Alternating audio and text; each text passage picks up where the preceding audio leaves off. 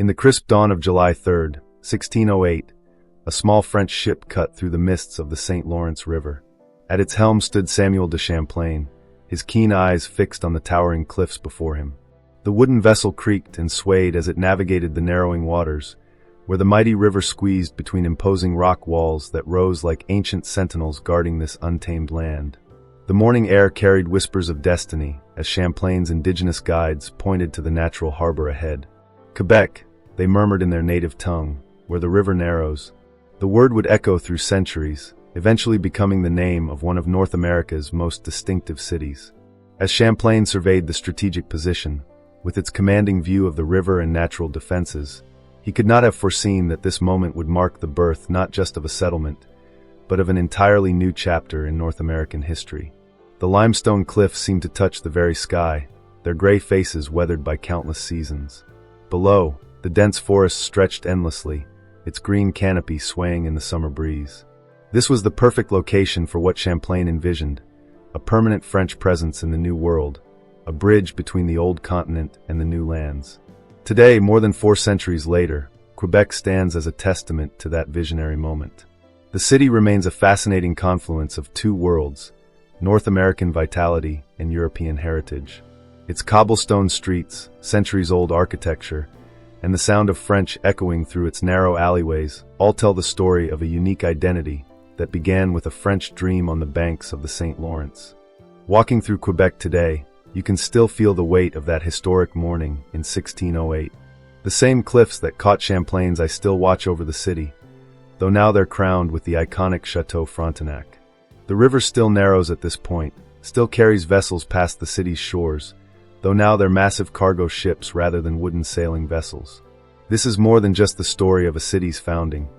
It's the beginning of a cultural legacy that would reshape North America. As we explore deeper into this tale, we'll discover how one man's vision created a lasting imprint on the continent's history, setting in motion events that would influence everything from language and culture to politics and trade in the centuries to come. If you're passionate about uncovering the mysteries and revolutions of the modern age, join us on this fascinating journey through time. Subscribe to Modern Age Chronicles, give this video a like, and let's dive together into history as you've never seen it before. The story of Quebec is waiting to be told, and it begins right here, on that fateful summer morning in 1608. Samuel de Champlain emerges as one of history's most fascinating figures, a man whose life bridged two worlds and whose legacy shaped a continent. Born in 1574 in Bruges, France, he developed his seafaring skills in his youth, navigating the Atlantic waters as part of his early maritime education. His expertise as a navigator and cartographer was honed through years of careful observation and practical experience, skills that would prove invaluable in his later explorations. Before setting his sights on North America, Champlain's experiences in the West Indies from 1599 to 1601 provided him with crucial insights into colonial enterprises. During this period, he meticulously documented Spanish colonial practices, learning valuable lessons about the successes and failures of European settlement in the New World. His detailed observations and maps from this time reveal not just his technical prowess, but also his keen understanding of what made colonies succeed or fail. Champlain's strategic vision for colonization set him apart from his contemporaries. Unlike many explorers of his time who focused solely on resource extraction, he understood that successful colonization required sustainable settlements and positive relationships with indigenous peoples. This perspective shaped his approach to establishing Quebec, where he emphasized the importance of building permanent structures and creating a self-sufficient community. Perhaps most remarkable was Champlain's diplomatic acumen in dealing with indigenous nations. He quickly recognized that the success of French colonization would depend on forming strong alliances with local peoples. His relationship with the Huron and Algonquin nations went beyond mere political expedience. He took time to learn their customs, languages, and ways of life. This cultural sensitivity, though still colored by European perspectives, was unprecedented for his time. Throughout his life, Champlain grappled with the complex balance between his loyalty to France and his growing attachment to the New World. His writings reveal a man caught between two identities, the dutiful servant of the French crown and an individual who had come to deeply understand and respect the North American landscape and its peoples. This internal conflict influenced many of his decisions, from his choice of settlement locations to his handling of intertribal politics. Among the crucial supporting characters in this historical drama were the Huron and Algonquin chiefs who formed alliances with the French. Chief Tessouat of the Algonquin and various Huron leaders played pivotal roles in establishing trade networks and military alliances that would shape the development of New France. These indigenous leaders were not passive participants but active shapers of colonial policy, often using their alliances with the French to further their own political and economic interests. Pierre Duguay de Monts emerges as another key figure, whose financial backing made the Quebec settlement possible. As the holder of the fur trade monopoly and Champlain's patron, his support was crucial for the early years of colonization. Though he never settled in New France himself, his influence on its development was substantial through his funding and political connections in France. The first French settlers, though often unnamed in historical records, were crucial to the colony's survival. These hardy individuals faced brutal winters, unfamiliar territories, and countless hardships to establish a foothold in the New World. Their stories of adaptation and resilience, though less celebrated than Champlain's, were essential to the success of the Quebec settlement. The representatives of the Company of 100 Associates, established in 1627, brought a new phase of colonization. Under Cardinal Richelieu's direction, these merchants and investors were tasked with developing New France into a profitable and permanent colony. Their influence brought more settlers, resources, and institutional structure to the growing settlement, though their commercial interests sometimes conflicted with Champlain's more holistic vision for the colony. Together, these individuals created a complex web of relationships, alliances, and conflicts that would define the character of New France and leave an indelible mark on North American history. Their interactions, decisions, and compromises shaped not just the immediate success of the Quebec settlement, but the cultural and political landscape of North America for centuries to come. The St. Lawrence River, the lifeblood of New France, carved its way through the wilderness like a great serpentine highway of water. Its waters, deep and powerful, stretched up to 3 kilometers wide in places, creating a natural gateway into the continent's heart. Massive limestone cliffs rose dramatically from its shores, offering natural fortification points and commanding views of the surrounding territory. The river's unique ecosystem, where saltwater met fresh water, created rich fishing grounds teeming with cod, salmon, and eel. The climate of this new land presented challenges that would test even the hardiest of European settlers. Winters brought temperatures that plummeted far below anything known in France, with snow accumulating to depths of several meters and ice thick enough to completely freeze the mighty St. Lawrence. These harsh winters lasted from November to April, while summers, though brief, exploded with life and warmth, creating an extreme cycle that demanded careful preparation and resilience. The landscape surrounding Quebec was a verdant tapestry of natural wealth. Dense forests of white pine, spruce, and maple stretched as far as the eye could see, their massive trunks reaching skyward like natural columns. These forests teemed with wildlife. Moose and deer moved silently through the underbrush, while beaver, whose pelts would become the economic foundation of the colony, built their lodges in countless streams and ponds. Bears, wolves, and lynx roamed the wilderness, while countless species of birds filled the air with their calls. Natural resources abounded in this new territory. Beyond the obvious wealth of timber and fur-bearing animals, the land offered rich soil in the river valleys, perfect for cultivation once cleared. Deposits of copper and iron lay hidden beneath the surface, while salt deposits and fishing grounds provided essential resources for preservation and sustenance. Fresh water was plentiful, and the varied landscape offered natural building materials from stone to clay. Daily life in the first habitation at Quebec revolved around a wooden structure that combined living quarters, storage spaces, and defensive capabilities. Champlain's original design, documented in his detailed drawings, showed a remarkable understanding of the challenges ahead. The building featured thick walls for insulation, strategic placement of windows and gun ports for defense, and careful consideration of prevailing winds and sun exposure. The construction itself became a lesson in adaptation, as European building techniques had to be modified to withstand the extreme climate. Winter survival became an art form that melded European ingenuity with indigenous wisdom. The settlers learned to insulate their buildings with moss and earth, developed layered clothing systems using both European textiles and native furs, and adopted indigenous snowshoe technology for winter mobility. Food preservation became crucial, with seasonal hunting and gathering activities carefully timed to build up winter stores. The settlers learned to make pemmican, a concentrated mixture of dried meat, fat, and berries that provided essential nutrition during the long winter months. Interactions with indigenous peoples shaped every aspect of colonial life.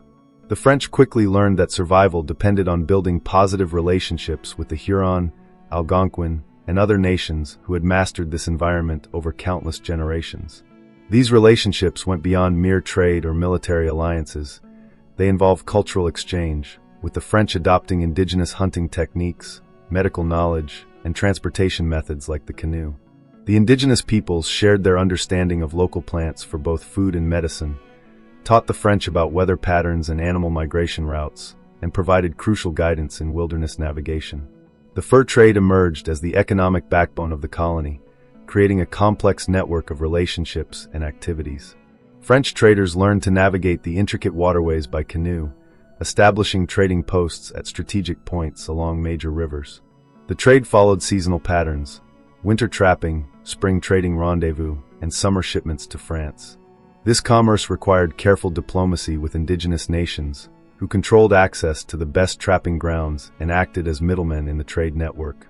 The development of Quebec as a permanent settlement reflected this complex interplay of natural environment, human adaptation, and cultural exchange. Buildings began to show a distinctive style that combined French architecture with practical adaptations to the harsh climate.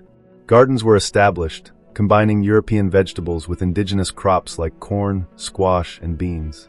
The settlement's layout reflected both defensive needs and practical considerations for winter survival, with buildings clustered closely together for protection against both weather and potential attacks. This unique environment, with its challenges and opportunities, fostered the development of a distinct colonial culture. The French settlers who survived and thrived in Quebec were those who could adapt, learn from indigenous peoples, and develop new ways of living that bridged the gap between European traditions and the realities of life in North America. The result was a fascinating blend of old and new, European and indigenous, creating a unique society that would leave an indelible mark on the continent's history. French exploration of North America began long before Champlain's arrival, rooted in the prosperous fishing industry off Newfoundland's coast. As early as the 1520s, Giovanni de Verrazzano explored the eastern seaboard under French colors, followed by Jacques Cartier's momentous voyages up the St. Lawrence River in the 1530s. These early explorations revealed to France the vast potential of North American territories, though initial colonization attempts proved challenging. The first serious French settlement attempts were marked by both determination and tragedy. The ill-fated colony of Charlesbourg Royal in 1541 lasted barely 2 years before harsh winters and hostile relations with local indigenous peoples forced its abandonment. The settlement at Sable Island in 1598 ended in disaster, with only 11 survivors returning to France.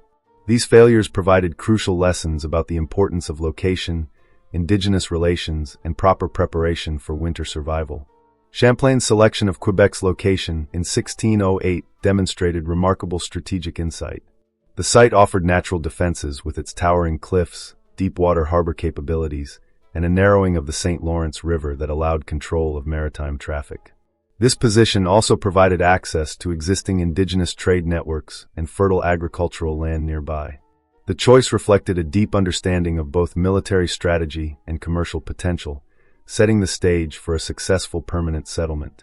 The establishment phase began with the construction of the first habitation, a fortified structure that combined living quarters, storehouses, and defensive capabilities. Champlain's design incorporated lessons from previous failed settlements, featuring thick walls, multiple fireplaces, and carefully planned storage areas for winter provisions. The construction process itself became a race against time, with workers laboring through summer and fall to complete essential structures before winter's arrival. The first winter proved to be a critical test of the settlement's viability. Between November 1608 and April 1609, the small group of settlers faced temperatures far below anything they had experienced in France. Of the original 28 inhabitants, only 8 survived until spring, with scurvy and exposure claiming many lives. This devastating experience led to crucial adaptations in subsequent years, including improved food preservation techniques and better insulated living quarters. The development of indigenous alliances during this period proved vital to the colony's survival. Champlain's decision to ally with the Huron and Algonquin nations against the Iroquois had far-reaching consequences. These alliances provided access to fur trading networks, knowledge of local survival techniques, and military support. The French learned indigenous methods of agriculture, hunting, and medicine, while offering European goods and military support in return. These relationships, though complex and sometimes troubled, formed the foundation of French colonial success. The consolidation phase saw Quebec transform from a precarious outpost into the heart of New France. The fur trade expanded dramatically, with Quebec becoming the crucial link between indigenous trappers and European markets. Trading posts were established further inland, creating a network that would eventually stretch to the Great Lakes and beyond. This commercial success attracted more merchants and traders, expanding the colony's economic base. The arrival of new colonists brought significant changes to Quebec's social fabric.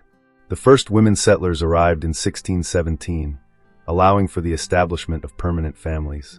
The introduction of the Filles du Roi, King's Daughters, program in the 1660s brought hundreds of women to New France, addressing the gender imbalance and helping to establish a self-sustaining population.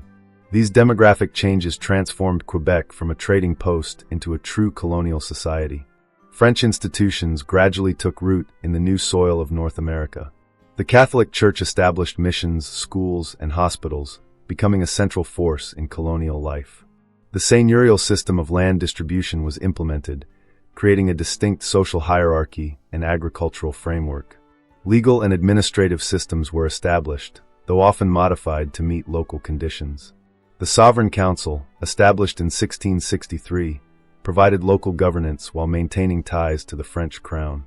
As Quebec evolved, it developed its own distinct character, neither purely French nor entirely New World. The influence of indigenous cultures, the demands of the environment, and the unique challenges of colonial life created a society that, while maintaining strong ties to France, developed its own customs, traditions, and ways of life. This distinct identity would prove remarkably resilient, surviving even after New France passed into British hands in 1763. The successful establishment of Quebec represented more than just the creation of a colonial outpost. It marked the birth of a new cultural entity in North America. Through careful planning, adaptation to local conditions, and the development of crucial alliances, what began as a precarious settlement grew into a vibrant society that would leave an indelible mark on North American history. The decisions made during these formative years continue to influence Canadian society today, particularly in Quebec, where the legacy of these early French settlers remains strongly evident in language, culture, and institutions. Would you like to share your thoughts on how Champlain's decisions shaped Canadian history? Join the discussion in the comments below. Don't forget to like the video and subscribe to the Modern Age Chronicles channel. The historical record of Quebec's founding benefits from an unusually rich collection of primary sources, foremost among them being Champlain's own detailed maps. These cartographic masterpieces stand as testimony to his exceptional skills as a surveyor and artist. His 1612 map of the St. Lawrence River demonstrates remarkable accuracy, featuring intricate details of coastlines, islands, and river depths. The maps not only recorded geographical features, but also included valuable notations about indigenous settlements, potential resources, and navigational hazards. These documents proved so accurate that they remained useful to navigators for over a century. Champlain's original drawings of the first habitation provide invaluable insights into early colonial architecture and planning. The detailed illustrations show a rectangular, two-story structure surrounded by a wooden palisade, with carefully planned features including a drawbridge, gun platforms, and separate living quarters for workers and officers. His architectural drawings include precise measurements and annotations describing construction materials and techniques. These illustrations reveal sophisticated defensive considerations, including strategic placement of cannon ports and watch posts, while also showing practical adaptations to the harsh Canadian climate. The written accounts left by Champlain in his journals and publications offer a compelling narrative of early colonial life. His work, Les Voyages du Sieur de Champlain, provides detailed observations of everything from weather patterns to indigenous customs. These writings reveal not just historical events, but offer insights into the mindset of early colonizers. Champlain's detailed descriptions of flora and fauna introduced European readers to North American species, while his accounts of interactions with indigenous peoples provide crucial information about pre-colonial Native American life and the early stages of cultural contact. Documents from the Company of 100 Associates offer a different perspective on the colony's development. Corporate records, including shipping manifests, financial accounts, and correspondence with French authorities, illuminate the economic and administrative aspects of colonial development. These papers reveal the complex network of commercial interests that supported the colony, detailing everything from fur trade statistics to the costs of provisioning ships. The company's recruitment records provide valuable information about the backgrounds of early settlers, while their administrative documents show how French institutional structures were adapted to colonial realities. Archaeological discoveries have provided physical evidence that both supports and expands upon written records. Excavations at the original habitation site in Quebec City have unearthed numerous artifacts from the early 17th century. These findings include European ceramics, glass beads used in trade with indigenous peoples, and tools modified to meet colonial needs. The discovery of food remains provides information about colonial diets and adaptation to local resources. Archaeological evidence of construction techniques reveals how European building methods were modified to withstand North American winters. Particularly significant are the archaeological remains of early trading posts, which have yielded rich collections of both European and indigenous artifacts. These sites provide tangible evidence of cultural exchange, showing how European goods were adapted for colonial use and how indigenous materials were incorporated into colonial life. The discovery of modified tools, hybrid cooking implements, and mixed architectural styles demonstrates the practical realities of cultural adaptation. Medical evidence from burial sites has provided insights into the health challenges faced by early settlers. Analysis of human remains has confirmed written accounts of scurvy and other nutritional deficiencies, while also revealing information about work-related injuries and the effectiveness of period medical treatments. These findings help explain the high mortality rates in the colony's early years and document the gradual adaptation to local conditions. The preservation of religious artifacts and church records offers another crucial source of historical information. Parish registers, beginning in 1621, provide detailed demographic information about births, deaths, and marriages in the colony. These records, combined with religious artifacts found at archaeological sites, help document the central role of the Catholic Church in colonial life. The combined weight of this documentary and physical evidence allows historians to construct a detailed picture of life in early Quebec. From the practical challenges of construction and survival to the complex dynamics of cultural interaction, these sources reveal a story of remarkable adaptation and perseverance. The survival of so much primary source material, particularly Champlain's own detailed records, provides an unusually complete picture of a colonial foundation, making Quebec one of the best documented early European settlements in North America. This rich historical record continues to yield new insights as modern analytical techniques are applied to archival materials and archaeological findings. Digital mapping technologies have revealed new details in Champlain's cartography, while chemical analysis of artifacts provides information about trade routes and manufacturing techniques. The ongoing process of historical discovery ensures that our understanding of Quebec's founding period continues to evolve and deepen. The establishment of Quebec in 1608 triggered both immediate transformations and long-lasting effects that continue to shape North American society today. The immediate impact of Quebec's founding radically altered the power dynamics of northeastern North America.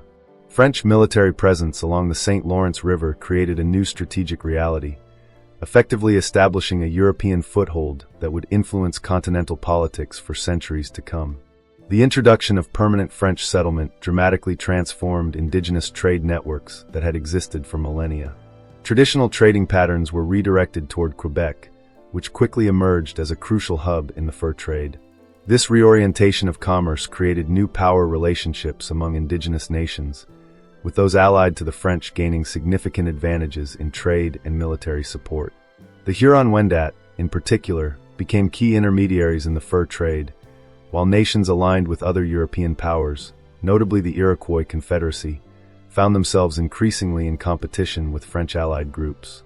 New France's development accelerated rapidly following Quebec's establishment. The settlement became the administrative center of French colonial ambitions, spawning a network of trading posts, missions, and smaller settlements throughout the St. Lawrence Valley and Great Lakes region. This expansion established a distinct pattern of colonization, characterized by river-based trade networks and strong relationships with indigenous peoples, markedly different from the more agriculturally focused English colonies to the south. The enduring legacy of Quebec's founding remains visible in contemporary North American society, particularly in modern Quebec. The province's unique cultural identity, distinct from both France and English-speaking North America, traces its roots to these early colonial experiences. Modern Quebecois culture reflects a fascinating synthesis of French heritage, North American influences, and indigenous contributions, creating a distinctive society that has successfully maintained its character despite centuries of pressure to assimilate into the broader North American mainstream.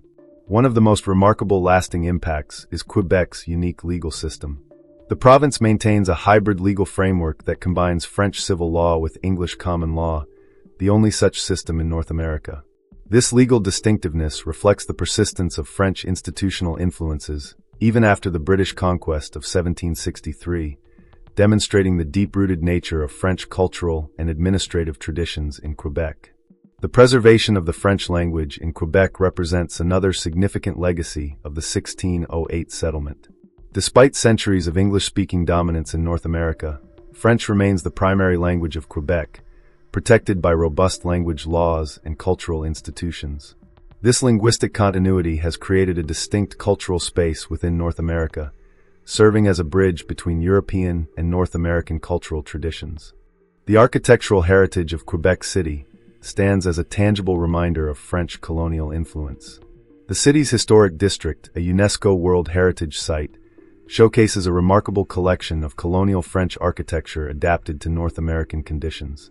The distinctive architectural style that emerged in New France, characterized by steep roofs, thick walls, and particular construction techniques, continues to influence Quebec's architectural identity. The economic impact of Quebec's founding created lasting patterns of development that influenced North American commerce well beyond the colonial period. The establishment of trade networks centered on Quebec helped shape the development of modern Canadian transportation and communication routes.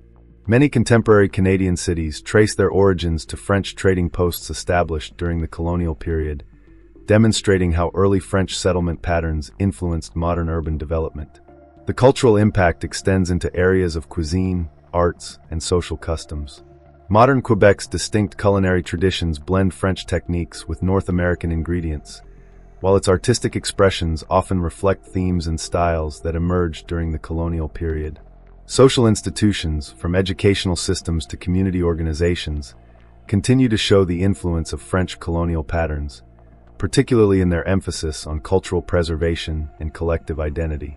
Perhaps most significantly, Quebec's founding created a permanent French-speaking presence in North America that has served as a crucial counterpoint to Anglo-American cultural dominance. This linguistic and cultural duality has profoundly shaped Canadian national identity, contributing to the development of official bilingualism and multicultural policies that distinguish Canada from its southern neighbor. The persistence of French language and culture in Quebec serves as a powerful reminder of the lasting impact of early colonial decisions and the enduring influence of cultural foundations established over 4 centuries ago. The establishment of Quebec unfolded against a complex backdrop of religious rivalry, technological advancement, and competing colonial philosophies that characterized the 17th century. This period marked a crucial intersection of Old World ideologies and New World realities, creating unique patterns of development that would shape North American civilization. Religious dynamics played a pivotal role in shaping colonial approaches.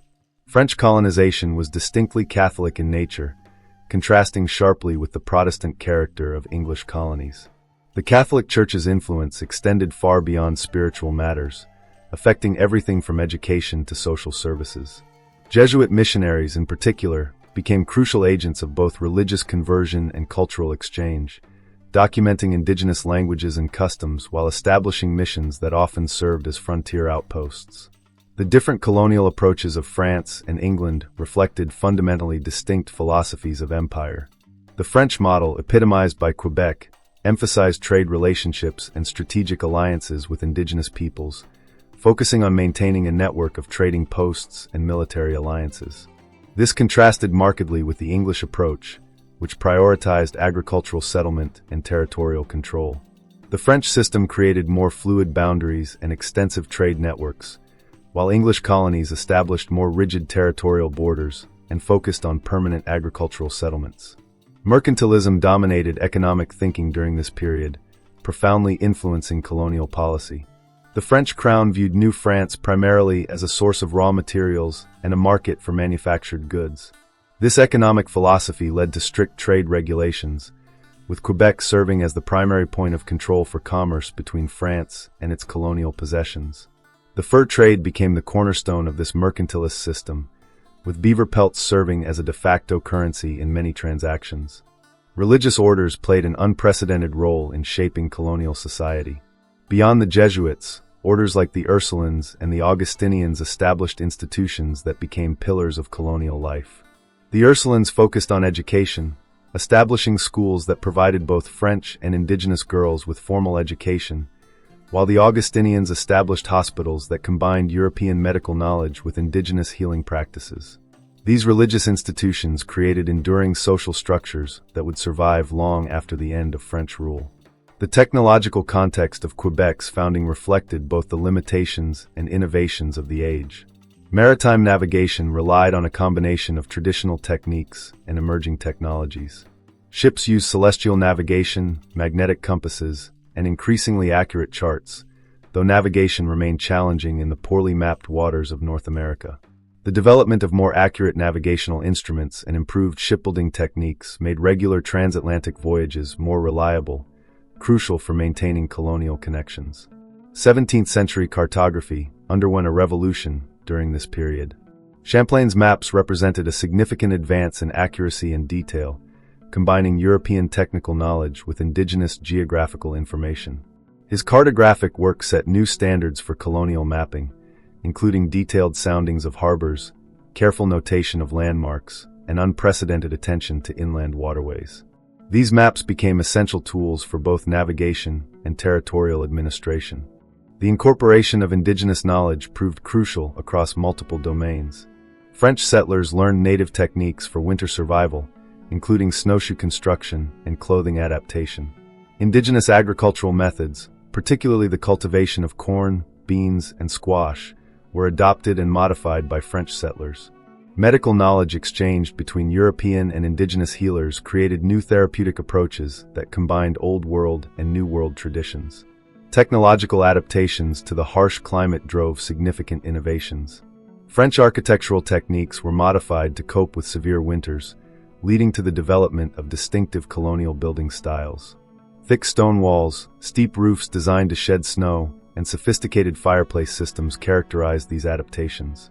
Transportation technologies evolved as French settlers adopted and modified Indigenous innovations like canoes and toboggans, while developing new hybrid technologies suited to colonial needs. The exchange of military technology created another significant area of adaptation. French firearms and metalworking were integrated with Indigenous warfare tactics, while European fortification techniques were modified to suit North American conditions. The resulting hybrid military culture combined European artillery and fortifications with Indigenous mobility and guerrilla warfare techniques. Agricultural technology witnessed similar adaptations. French farming techniques were modified to suit the shorter growing season and different soil conditions of New France. New tools were developed that combined European metallurgy with designs better suited to clearing North American forests and cultivating colonial crops. These agricultural adaptations were crucial for establishing self-sustaining settlements. This civilizational context created a unique colonial environment where European and Indigenous technologies, knowledge systems, and cultural practices merged to create new forms of social organization and material culture. The resulting synthesis would profoundly influence the development of North American civilization, creating patterns of cultural adaptation and technological innovation that would characterize subsequent colonial development. The founding of Quebec raises fascinating questions that continue to resonate in contemporary discussions about identity, culture, and nation-building. Let's explore some thought-provoking reflections that emerge from this historical narrative. Imagining Canada without French influence presents an intriguing counterfactual scenario. Without the French presence established through Quebec, North American development might have followed a dramatically different path. The absence of French cultural influence could have resulted in a more homogeneous Anglo-American culture throughout the continent. The unique fusion of European and Indigenous practices that characterized French colonization might never have emerged, potentially leading to more confrontational relationships with Indigenous peoples. The development of Canadian national identity, so deeply influenced by its dual cultural heritage, would likely be unrecognizable today. Quebec's remarkable preservation of its distinct identity through centuries of pressure to assimilate presents another compelling area for consideration. This resilience can be attributed to several factors. The early establishment of strong cultural institutions, particularly the Catholic Church, the development of a unique legal system that survived British conquest, and the creation of social structures that effectively transmitted cultural values across generations. The geographical concentration of French speakers in the St. Lawrence Valley also played a crucial role in maintaining linguistic and cultural cohesion. The role of Indigenous alliances in colonial success demonstrates the critical importance of cross-cultural cooperation in early North American development. These partnerships went far beyond mere military or economic convenience, creating lasting patterns of cultural exchange that influenced everything from agricultural practices to diplomatic relations. Understanding these early alliances helps explain both the success of French colonization and the distinctive character of French Indigenous relations that emerged. Contemporary connections to Quebec's founding remain strikingly relevant. The ongoing debate over Quebec's sovereignty reflects the enduring impact of its unique historical development. Modern discussions about Quebec independence often reference historical arguments about cultural preservation and political autonomy that trace back to the colony's earliest days. The province's strong independence movement, which has twice led to referendums on sovereignty, demonstrates the lasting influence of its distinct colonial origins. Canadian bilingualism stands as perhaps the most visible modern legacy of Quebec's founding. The official status of both French and English in Canada directly reflects the historical importance of Quebec in Canadian development. This linguistic duality has become a defining characteristic of Canadian national identity, influencing everything from education policy to government services. The success of bilingual policies demonstrates how historical patterns can be transformed into modern strengths. The preservation of colonial heritage in Quebec offers another fascinating contemporary connection. Quebec City's historic district, with its preserved French colonial architecture and urban planning, provides a living link to the colonial period. This preservation goes beyond mere historical interest, contributing significantly to Quebec's tourism industry and playing a crucial role in maintaining cultural identity. The careful balance between preservation and modern development in Quebec offers valuable lessons for other historic cities worldwide. Understanding these historical connections helps illuminate current debates about cultural preservation, minority rights, and national identity. The story of Quebec's founding continues to influence contemporary discussions about multiculturalism, linguistic rights, and the balance between regional autonomy and national unity. These issues resonate far beyond Canada's borders, offering insights into similar challenges faced by other multicultural societies.